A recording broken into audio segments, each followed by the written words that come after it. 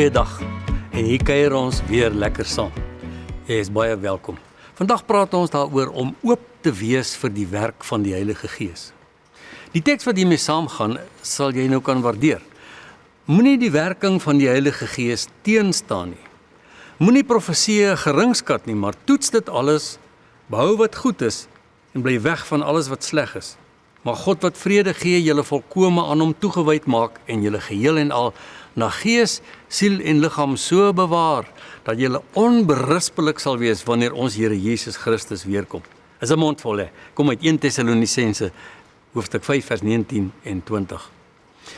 Die Evangelical Alliance is 'n versameling organisasies wat in 1846 gestig is. Hulle funksioneer wêreldwyd en is 'n soort van 'n barometer vir die Christelike geloof in die daaglikse omgang van die lewe en wêreldwyd. Dit wil ook die Bybelse stem bevorder in die alledaagse politieke en sosiale omgewing. Dapper soort van uitkyk, of hoe? Nogal 'n fris uitdaging as jy die kritici se stemme daarop in ag neem. Die kritici is nie alleen snedig nie, dis ook soms aggressief. Tog maak die alliansie gebruik van betroubare maatstawwe om die gesig van die Christelike geloof te verteenwoordig. Daar is meer as 2300 kerke hierby geaffilieer en prominente geloofs- en politieke leiers neem deel aan die operasionele proses van hierdie alliansie. So, mens kan maar luister na hierdie stem. Dis 'n lekker vars bries vir gelowiges wat veral vandag welkom nuus bring. Uit hierdie geleedere het die eerste stemme gekom wat gepraat het oor die sogenaamde quiet revival. Quiet revival.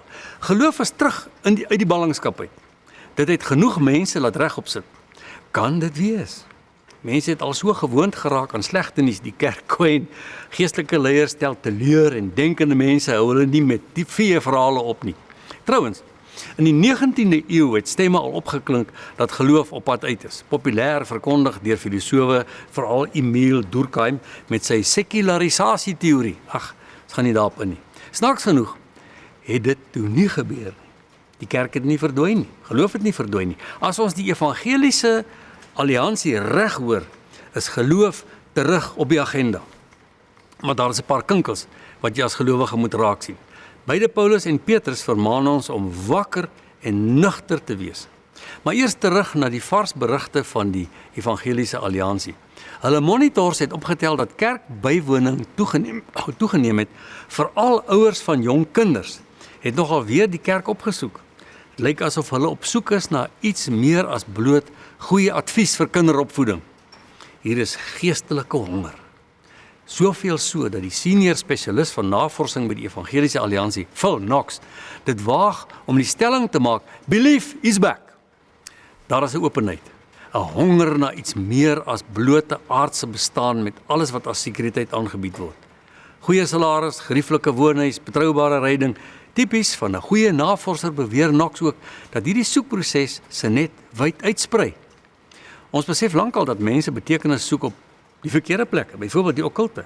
Hy merk byvoorbeeld op dat daar 'n toename is in TikTok van die soort verskynsels. Dit moet ons nie ontmoedig nie. Hier is vars en opwindende geleentheid vir gelowiges, die kerk, om te getuig. Hierdie getuienis kan begin by die basiese behoeftes, soos 'n koskombuis of 'n klerebank wat 'n gemeente bedryf. Knox gebruik hierdie woorde, help them to connect the dots. Help them to connect the dots. Soek na God.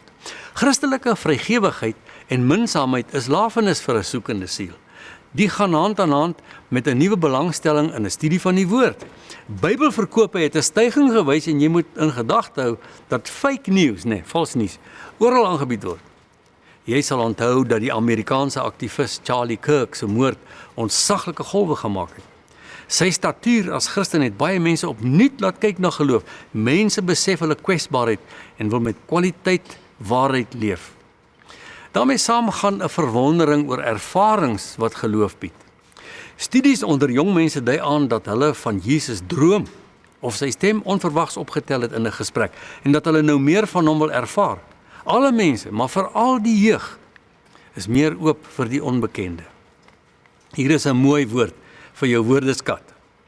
Ek leer jou 'n nuwe woord, die numineuze die nominese. Ek gaan vra toe vir ChatGPT vir 'n definisie in Afrikaans. En hier is die resultaat. 'n Ervaring van die goddelike wat tegelyk ontzag, verwondering en selfs 'n bietjie vrees kan wek. Glad nie sleg nie, nee. 'n Ervaring van geloof van die goddelike wat tegelyk verwondering en selfs 'n bietjie vrees kan wek. Kom jy agter dat daar 'n varssoeke is na die werk van die Heilige Gees. Vandaar die tekswoord van vandag uit die Tessalonisense brief. Moenie die werk van die Heilige Gees teenstaan nie. Paulus vermaan daarom ook dat ons alles moet toets. Waaraan sal ons dit toets? Daar's 2 maatstawwe wat belangrik is. Allereers aan die skrif self. Studeer die Bybel, laat dit jou verwysingsraamwerk verbreek. Daar is wonderlike hulpmiddels op die mark. In ons elektroniese eeu is daar ook aanlyn kragtige hulpmiddels. Ek noem sommer net een. The Bible Project. Kan jy gaan kyk? The Bible Project. Die tweede maatstaf is egtheid. Die Heilige Gees help ons met 'n NM, is my woord, 'n nonsens monitor. Selfs die mees naïewe gelowige word deur die Heilige Gees toegerus met 'n onrustigheid oor mense wat breedsprakig is oor hulle geloofservarings.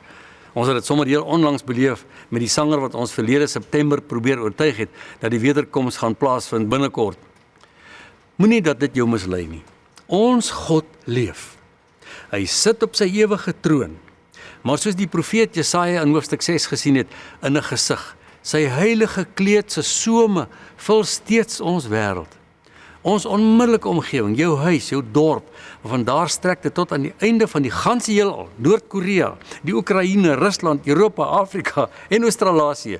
In hierdie wêreld beloof hy om by ons te wees en in sy sorg toegevou te hou. En as iets verkeerd loop, dan herinner die Bybel ons aan ons finale adres. Johannes 14, die Vaderhuis met die baie wonings. Hou vas. Here, baie dankie dat ons veilig is in u hande. Wat ook al oor ons pad kom, wat ook al ons mag tref, dit kan ons nie ontruk aan u teenwoordigheid en aan u sorg nie.